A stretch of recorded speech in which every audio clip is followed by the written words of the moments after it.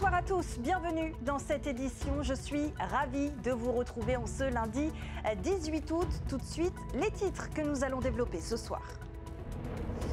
Trop de morts sur nos routes. Les acteurs du pays appellent à la responsabilité de chacun après ce nouveau week-end meurtrier. Les deux roues restent le plus souvent impliqués dans ces accidents dramatiques. Des drames qui peuvent être évités. Appel à la vigilance dans un instant. Toujours pas de consensus malgré les avancées du pays sur la réforme de la PSG. Sur les 3 projets de loi, la réforme du régime des non-salariés ne passe pas. Les patrons et l'opposition dénoncent un nouvel impôt sur le revenu et un problème d'équité dans les cotisations. Réaction et explication ce soir du ministre de la Santé, Cédric Mercadal, est notre invité. Et puis, pas de médaille d'or pour la délégation polynésienne au 3e jour des mondiaux de Va'a. Nous irons au Brésil où nos rameurs ont accusé une petite baisse de régime, mais ils restent en tête. Les temps forts à la fin de cette édition.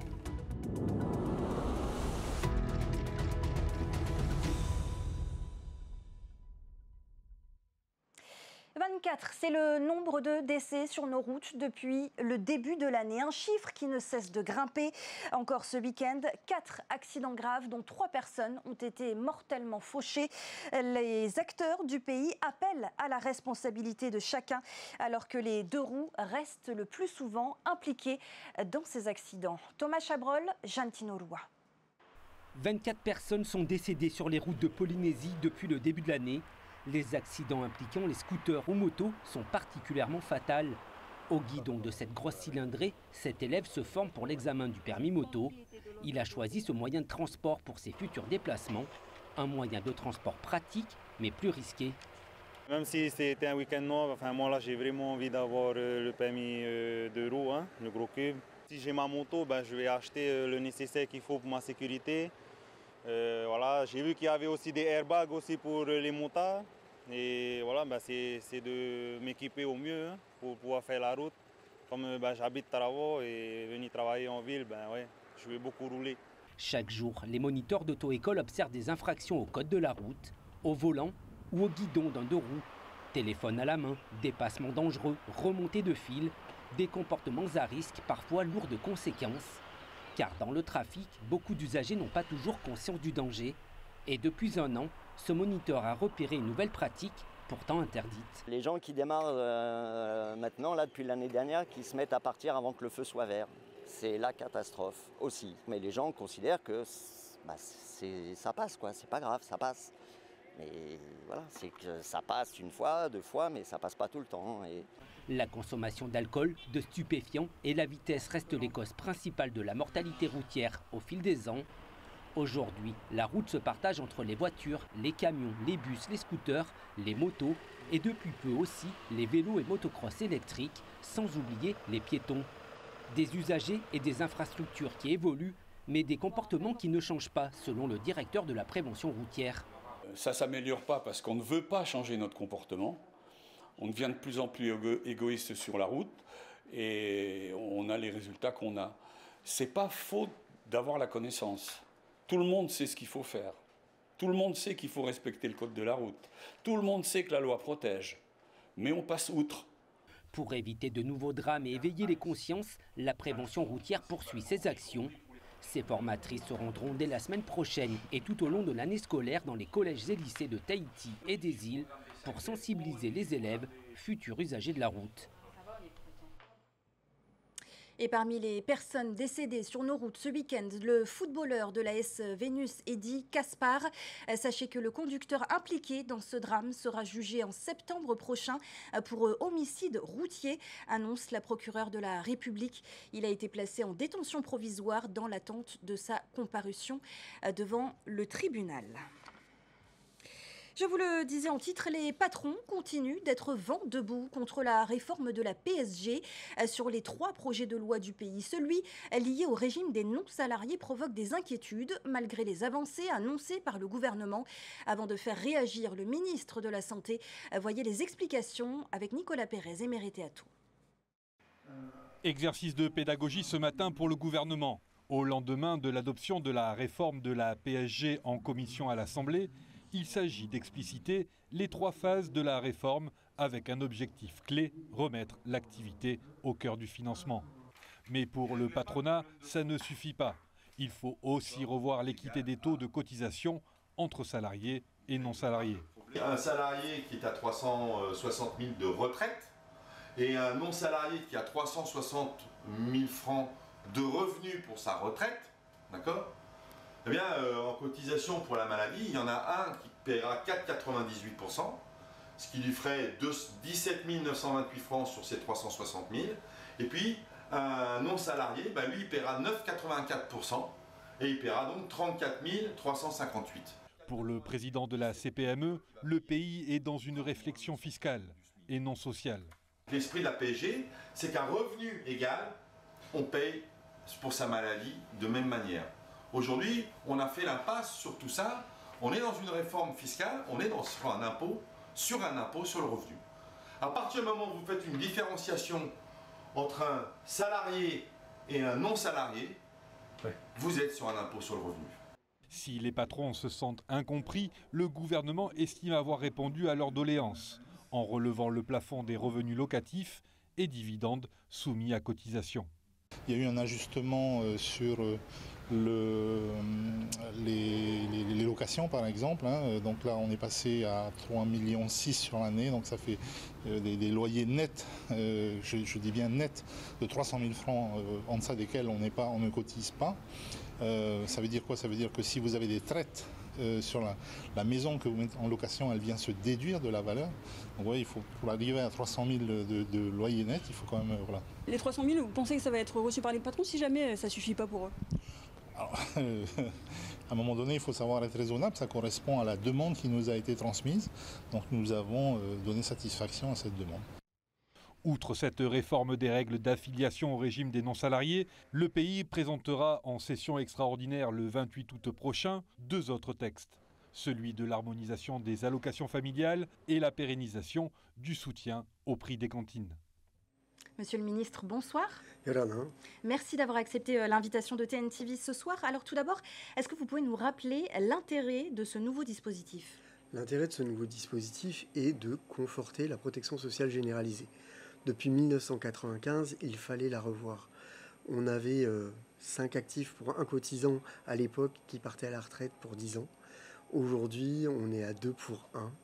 Et demain, on sera en 2040, à 1 pour 1. Ce qui fait que le régime partant comme il doit aller, on ne pourra plus payer les prestations à hauteur qu'on doit ou sans augmenter les cotisations. Or, on n'a pas du tout fait ce choix. On a décidé de mettre l'activité au sein de la PSG, parce que plus on aura d'actifs, plus on pourra payer cette protection sociale généralisée. 85% du financement de la PSG, c'est des cotisations. Donc plus il y aura de personnes qui cotiseront, et moins on touchera aux prestations et au taux de cotisation. Alors, concernant la réforme du régime des non-salariés, il était question de soumettre aux cotisations sociales les revenus locatifs à partir de 250 000 francs, un plafond trop bas pour les entrepreneurs. Vous avez fini par céder à 300 000, pourquoi? Alors, on est allé au-delà de ça. C'est-à-dire que la demande était de faire la fin de la primauté, c'est-à-dire une personne qui était salariée, qui gagnait un SMIC ou qui gagnait 170 000 francs, payer des cotisations sur 170 000 francs dans son contrat de travail. Mais à l'inverse, quand il était au RNS en plus, avec une activité, il pouvait recevoir 1,5 million et ne pas payer dessus. Là, on a fait en sorte qu'il paye des deux côtés, aussi bien au régime des salariés qu'au régime RNS, au titre des cotisations qu'il aura à payer. Alors comment est-ce que ça va fonctionner, ces cotisations? Elles seront prélevées à la source ou est-ce que ça sera finalement déclaratif? Ce sera du déclaratif comme aujourd'hui. On aura surtout une pédagogie plus forte. On a éclairé les assiettes de cotisation. On sait maintenant ce qu'on doit payer, ce qu'on ne doit pas payer. On a diminué l'assiette, contrairement à ce qu'on a pu entendre par ailleurs. Et ça permettra d'avoir des cotisations plus justes, plus régulées et plus de justice sociale. L'idée aussi, c'est donc, vous l'avez un peu rappelé tout à l'heure, c'est de lutter contre les faux patentés. Quels seront vos moyens d'action, vos moyens de contrôle? les moyens de contrôle sont beaucoup plus forts, puisque la direction du budget, par exemple, ou la direction des impôts, ne communiquait pas forcément avec la caisse de prévoyance sociale. Ils vont échanger des données. Il y aura plus de contrôleurs aussi qui pourront aider et accompagner dans la recherche d'infractions, mais surtout dans le conseil auprès des gens, parce que c'est ça qu'on recherche surtout. Et puis pour les petits patentés, on prendra en charge leurs cotisations quand ils gagnent en moins de 100 000 francs. Alors malgré tout cela, il y a une levée de bouclier, on l'a entendu dans le reportage. L'opposition, le CESEC aussi, s'était prononcé défavorablement en début d'année sur ce texte, un texte qu'il considère comme un nouvel impôt sur le revenu. Pour les patrons, on l'a entendu dans le reportage, la CPME, il y a un problème d'équité dans les cotisations. Comment vous réagissez ce soir aux chiffres qui ont été évoqués dans le reportage? Alors l'équité devant les cotisations salariales et RNS sont différents. Quand on est salarié, on paye quasiment un 30% de cotisations patronales et salariales groupées. Quand on est au régime des non-salariés, on paye 10% pour l'assurance maladie. Donc je ne sais pas comment on peut parler d'inéquité. Je pense qu'elle est plutôt contre ceux qui sont au RGS par rapport à ceux qui sont au RNS. Mais ils payent la maladie seulement au RNS. Et la seule différence que j'entends le président de la CPME fait, c'est entre les retraités et les personnes qui gagnent 360 000 francs au RNS. Je signale que plus de 82% de la population retraitée gagne moins de 135 000 francs. Donc on est très très loin et ils cotisent au premier franc. Alors, merci pour ces réponses, Monsieur le Ministre. On va évoquer un autre gros sujet en Polynésie actuellement, le fléau de l'ice, une drogue qui touche de nombreuses familles, de nombreux jeunes, mais les moyens des associations, mais également des structures de santé restent limités. Pourtant, il y a urgence. Le pays a annoncé injecter 250 millions pour lutter contre ce fléau. Quand et comment cet argent sera-t-il employé ? Alors, l'argent est déjà employé. En fait, on s'applique à prendre beaucoup de projets. Il y avait une partie pour la fédération qui était prévue, où le ministère des Sports et de la Jeunesse travaille en lien avec l'association et la fédération de l'AS. Il y a d'autres projets qui sont mis en place. Vous avez pu avoir la campagne de prévention qui est mise en place par la direction de la santé. Il y a des projets aussi comme celui de monsieur qui est un bootcamp à installer au fin fond de l'île et qui va aider aussi à retrouver sa culture. Vous évoquez ce centre de désintoxication annoncé par le pays. J'allais y venir justement. Un centre de désintoxication à Anuanuraro, est-ce que c'est réellement vraiment réalisable? Alors ça, c'est autre chose. C'est un projet qu'on voudrait un jour voir le jour pour accompagner les gens. Mais avant cela, il va falloir que l'on fasse beaucoup de prévention. C'est un projet qui pourrait se faire, c'est en cours de réflexion. Il y a des projets sur la table, il y en a plusieurs. Il y a un centre à Montréal qui est en prévision, quelqu'un qui veut installer un grand centre à Montréal pour la cure. Il y a des Américains qui veulent s'installer pour cela d'ailleurs. Il y a aussi des actions privées qui se font dans le cadre de bootcamp.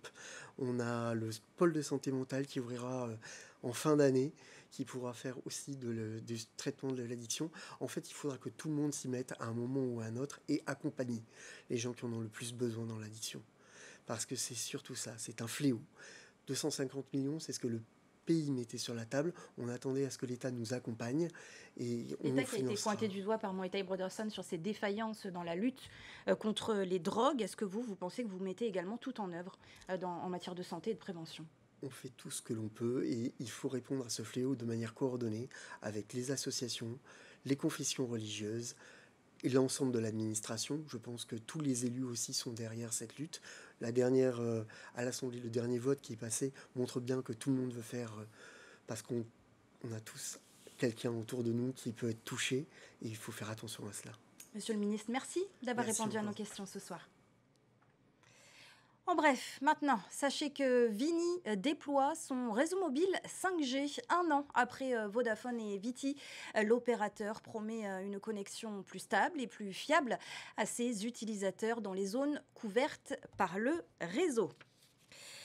Ouvrir la profession de comptable libéral au Bac+3, c'est non pour l'Ordre des experts comptables de Polynésie.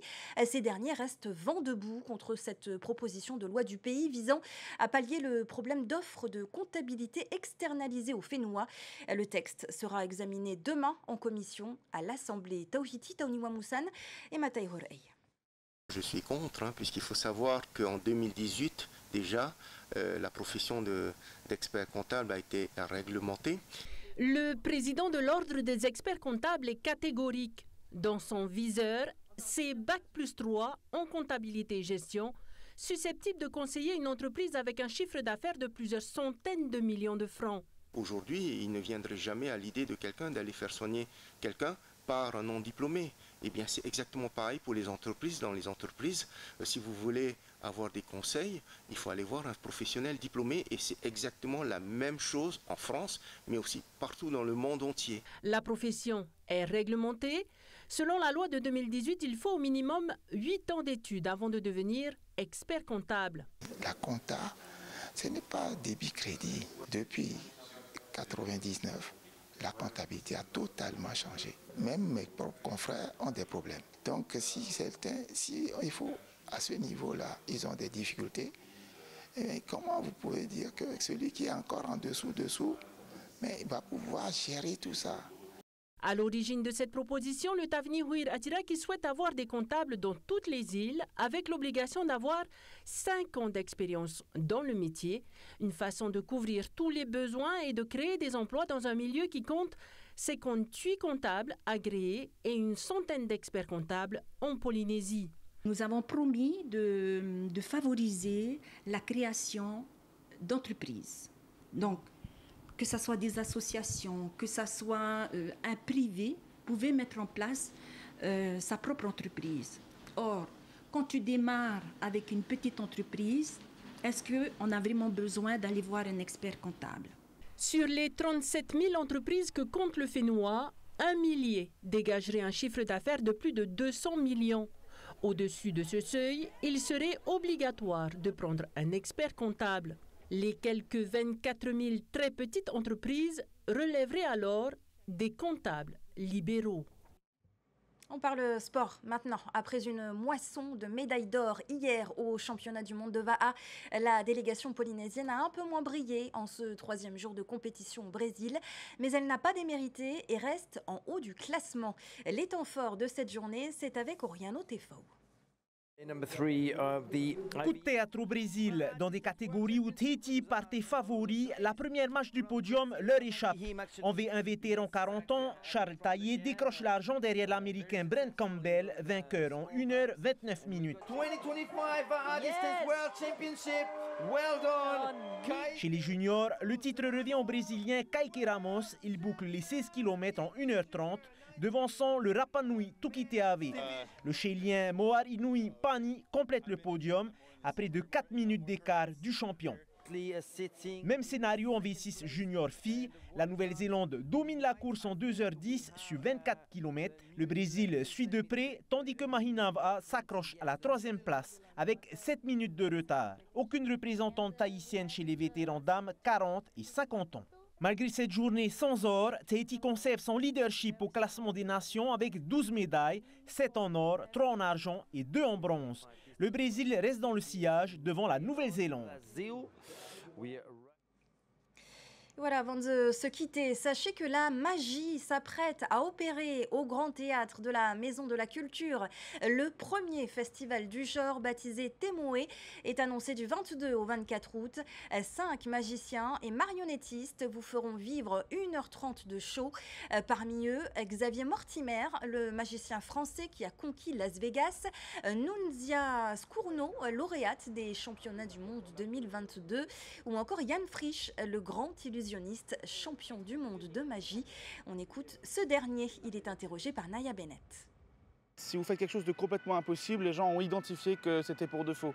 Si vous vous mettez à faire des choses qui pourraient presque être possibles, tout d'un coup ça crée des nouvelles sensations, peut-être des tiraillements en tant que spectateur, de savoir si on est d'un côté de la barrière du réel ou de l'autre, qui peuvent être des saveurs qui sont très intéressantes, parfois même plus parce que du coup elles nous mettent dans une tension qui ne s'arrête pas. En fait, ce qui est parfois dommage, c'est quand on a trop identifié ce qu'on a vu, même si c'était quelque chose d'impossible, finalement l'émotion s'arrête. Et maintenir les gens sur le fil, ça crée... Vous savez, c'est un peu comme un cuisinier. Hein. Nous, les magiciens, on essaie de trouver des nouvelles saveurs, des nouveaux parfums qui n'ont pas été explorés, et de voir comment est-ce que tout ça peut faire un bon plat.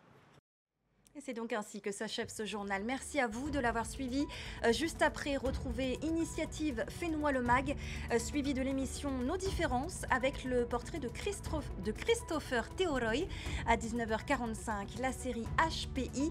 Enfin, enquête exclusive. Très bon début de semaine à tous. Prenez soin de vous. Attention sur les routes. On se retrouve demain. Retrouvez ce journal en replay sur notre site internet et notre application mobile TNTV.